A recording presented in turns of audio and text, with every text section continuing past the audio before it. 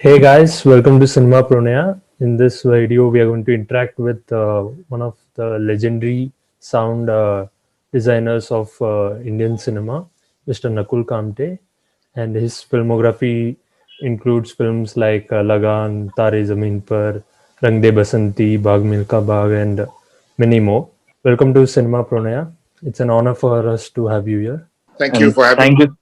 thank you so much, sir, for giving us the time. So, sir, firstly, I want to ask you about your journey. Where your journey started, because I have heard something like you started with music in the initial days, and then you made the transition to sound.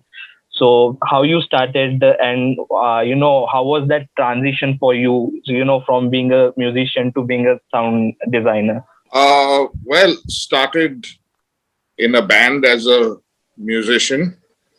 It was a band called Crosswinds, and one of the people in that band was Ehsan Nurani from Shankar Ehsan Roy. Oh, I quickly realized that I wasn't as good a musician as I wanted to be, so I would jump over the other side to stay involved in music. And that led me to go to recording school, where I studied recording as an art more than anything else, because I never did want to do films in the beginning. It was all about music. yes, sir. Okay. Managed to get to Los Angeles through a musician friend. The trumpet player got me into this setup, which was teaching audio. And studied sound, came back, worked in music. In those days, the only thing really to make a living was advertising. Yeah. So started off as a studio called Music Room, and was introduced to a whole bunch of ad filmmakers. And I think that was cutting edge at that time. I then went freelance a few years later, and was working with people like Louis Banks, Vanraj Bhatia, a lot of the all the ad people, Leslie Lewitt, Ranjit Barrett, Ehsan again, Shiv Mathur, Nathan G. And one of the people I used to make commercials for highlight films, Mahesh Mathai, said he wanted to do an ad. I said, and I had written an article for the advertising body in Bombay, and I said, you should consider using actors instead of models, because those were the days of tape, and it would be hell to dub voices and things, and it never seemed quite the same thing. Yes. And we then did a commercial for 100 Pipers Oh, whiskey, and we had asked for Scottish models because they were supposed to be fishing. It was supposed to be like Scotland, and yeah. what we got was 2 Australian models. Okay. And we had to teach them how to speak in a Scottish accent, which was quite bizarre. So, Yes. but we did, and the ad was, "Can you hear the sound of pipers playing?" And it was 100 Pipers, which was when they were drinking, Yeah. when they Yes. were playing. And a lot of people said, "Oh my God, that guy, I know him. He's Scottish. He lives down the road." And we said, "Actually, we shot that in Ooty, and they're 2 Australians. So all you guys, it's real rubbish. It's part of advertising." But anyway, a few years later, Mahesh called me up, and he said, "Hey, I'm doing a film." And I said, "Great." And he says, "I'm doing location sound." So I said, "Oh, even better. Who's doing it?" And he said, "You're doing it." So I said, "I've never done a film. Bhopal And Express. I've never directed one either. But Okay. you convinced me and you pulled it off." So we had to hire equipment from Los Angeles for that shoot, Oh, Okay. because there was no equipment in India. So I hired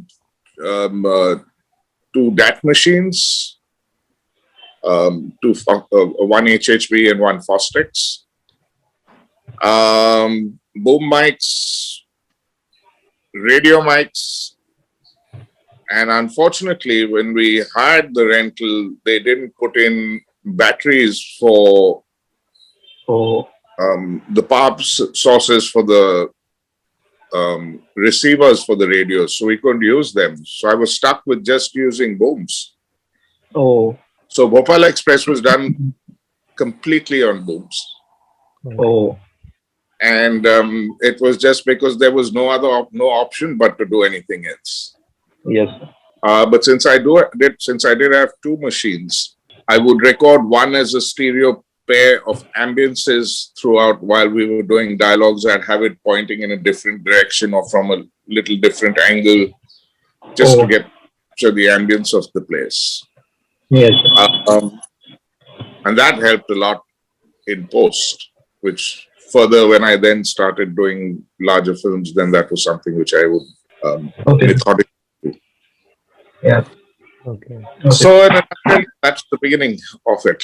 One more thing I wanted to ask you, that like still in this time when there's so much of information is available on internet, and we all have we all have mini computers on our hand, and still sound studies and careers in sound are still are like unknown to people, and people still kind of hesitate in going into choosing sound as a career. So how was that for you? Because in your time there was no there was no internet, there was no nothing, there was there was barely some few film school there, and like today if you see, there's like tons of film school there in India. And today it's and digital. Yeah. yeah, At that and time, still people are hesitant to choose sound as a career. I How would you wanted to do convince these sound, guys? which is why, I mean, it was sound for music. It was never for film. But sound per se was my thing. Okay. I just loved playing around with frequencies. And when I studied sound, I mean, the way it was for me was that I would see a waveform in my head and then know how to change it to get certain effects. Yes, sir. Whether it was phasing, flanging, reverbs, compression, whatever. Yes. But it was the sound which fascinated me of it, of how to capture it, how to get it to sound as natural as I could. Yes. Strangely enough, when I was doing, in those days, the internet had just started and it was snail mail. I found this site called Cinema Audio Society. And I posted there, and actually a gentleman called Randy Thom sent me a list of what equipment I should be using or I should try and get. Randy Thom is a legendary he's a legendary mixer at Skywalker Ranch. Yes. And he just reached out and gave me this list. And when I met him finally about 20 years later, it was like, I don't know. He says, "Oh my God, I didn't know it was you." But yeah, there are a lot of people in sound today. In fact, there are so many of them that they're kind of killing the industry for themselves by not charging what they should be charging, and hence having a difficult time of it. Yes. It is a difficult job to hold. You do not get paid the money they should. Yes. But hopefully things will change on that front. Yes, sir.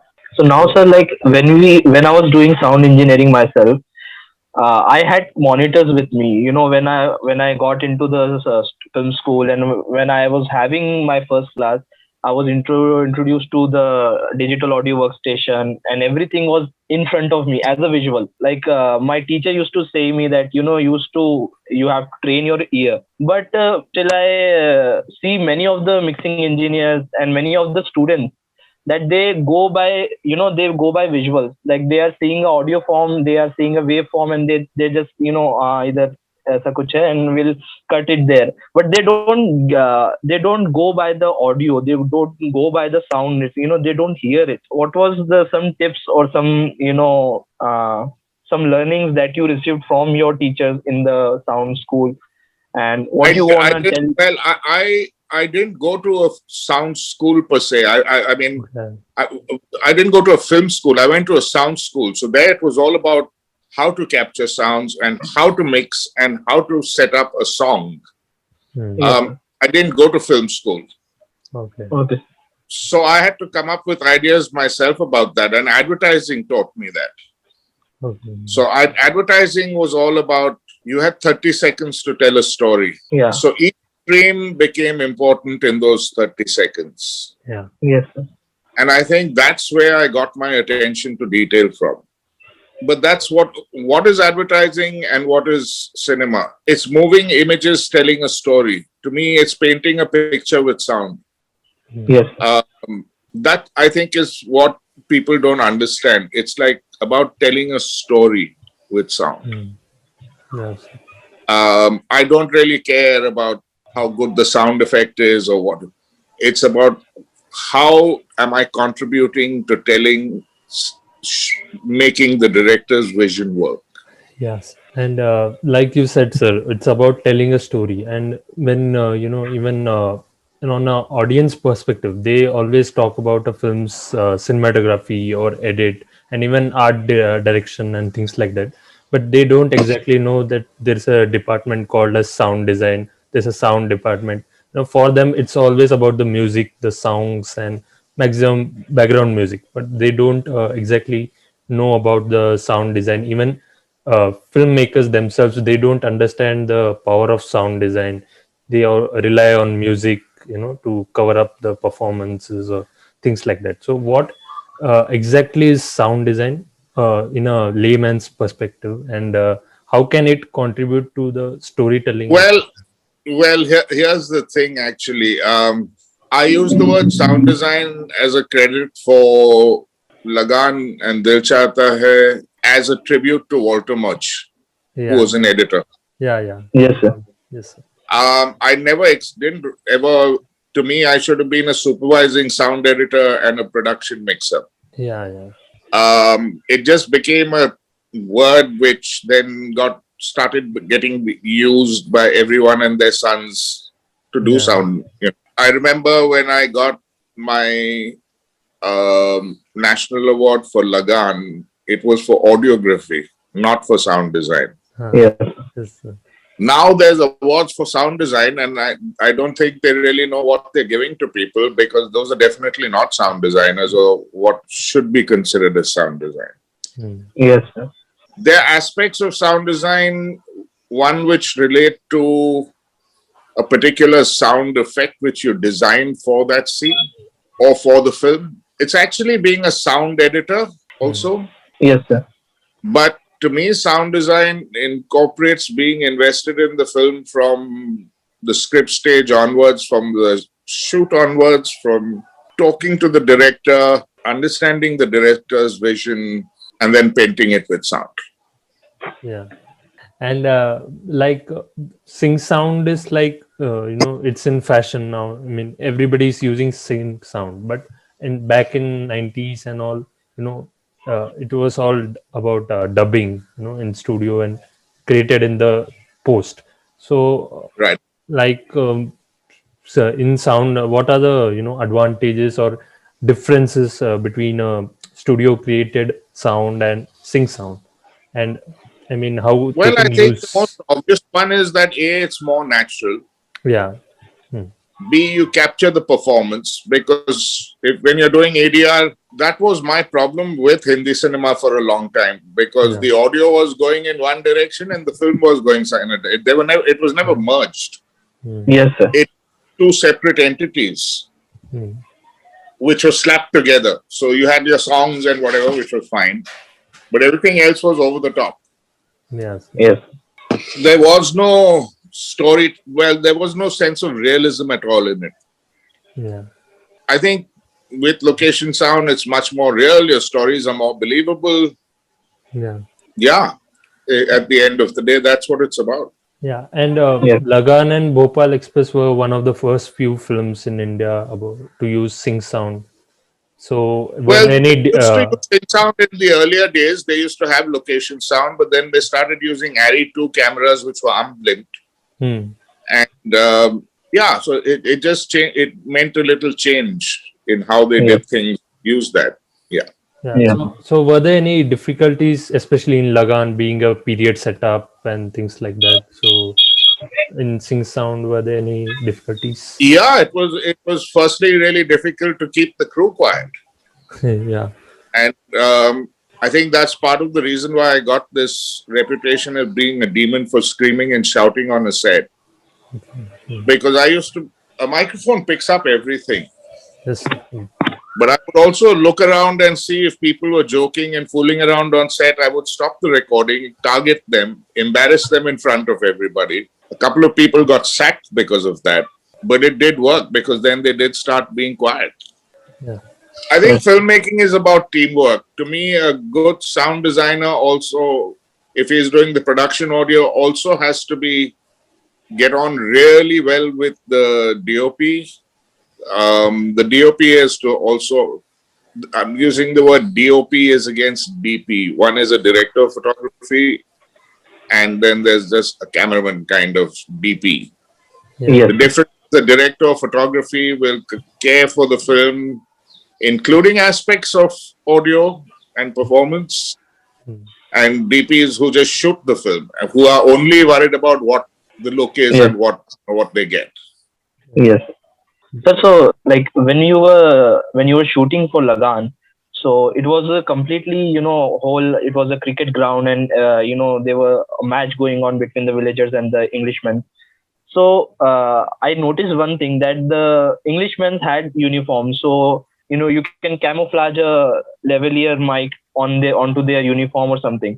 But with the villagers, they didn't had any clothes on them. They were bare chested and everything. So how you managed to get that sound and everything to get that? Using boom microphones. Okay. Okay. And the radios, even on the Brits, the problem was that wherever there was, in Bhuj, there was a lot of iron ore in the ground. And that would cause the radios to work very inconsistently. It would just suddenly go out. Lagan was also done like Bhopal Express with an emphasis on booms. It had to be, everything was captured on booms. Okay. Oh. It was only when we got to Dil Chahta Hai that we managed to get a lot of it on radio. Okay. The next one is you have worked with Rakesh Om Prakash Mehra in a couple of films, Bhaag Milkha Bhaag and Rang De Basanti, especially. It had a similar period and real it's current time thing. So were there any challenges in that film and in recreating the sound of that period and things like that? It's always a challenge to recreate the sound of a period. Yeah. Now it's become a lot easier because the software is really good and easy to use. The results are fantastic with what you get nowadays. But it has been a journey in getting it that quiet and how to work on that. Rangde, we were shooting on a hill in Rajasthan outside in Jaipur, near the fort. And we had these kids who were like shouting and the most disgusting jokes. I had to actually sit and splice that together to edit out those kids. I mean, find clean takes. I had taken wild tracks because the Sharman Joshi's character one, we tried dubbing it and he said, "Yeah, to kuch kar le, I'm not going to ever get this performance." And there is noise under it. You can hear it, but I've added other stuff to camouflage it. Okay. Because the way his voice breaks when he he just couldn't do that. And we had to use that in whichever way or form it was. So I worked on that particular thing for like maybe a week and a half, 10 days. Just cutting in, building it up syllable by syllable and keeping the thing intact. Okay. The feel intact. That's what a good dialogue editor can do. Yes. So basically in film, like how much a role a director plays in, getting the sound better. Because in today's time also we are seeing, I notice, like, there's so much of information available, but still the directors don't, the still some of the directors are not using it well, and they still, they still go complacent about sound in their film. And they are like, when I see on the TV and when I see on the theaters, like, they are big budget film, but they don't go in deep with the sound, as they are doing with other departments. They are using high end cameras. They are using, everything they can, for the visual, but for sound they are just dubbing it, and putting background music in the background, and they just, they're just playing it. In some of the big budget film, I didn't even notice any sound design. So how much it is a director's role to, hire a good sound It's designer. And completely the director's vision and prerogative, I think. Yeah. And I think a lot of directors, first time directors, make this mistake. Hmm. The second time they try and get a little hipper about it because they suddenly realize, well, I hope they realize that they could have had it a lot better. yes, sir. And that's something which they didn't. The good directors to me are always the ones who are worried about sound and who will ask you and collaborate with you on it. Yes, sir, yes. To me, the ones who say, "ठीक है, हम बाद में post करेंगे," Hmm. I don't work with those directors. Yes. Yes. And I have worked with a few of them, but it's been a fight on set. But once they realize that you're there for the betterment of their film, they quickly they understand that pretty quick.